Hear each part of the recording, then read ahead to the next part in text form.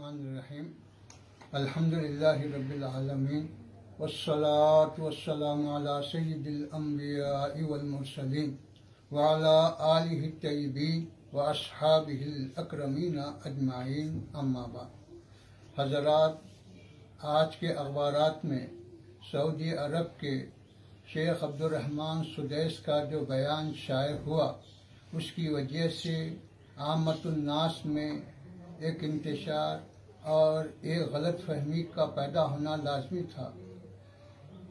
Corona virus کی وجہ سے عبادات میں کچھ سہولتیں رعایتیں دی گئی ہیں، لیکن کسی بھی نماز میں کوئی تخفیف کا سوال پیدا نہیں ہوتا۔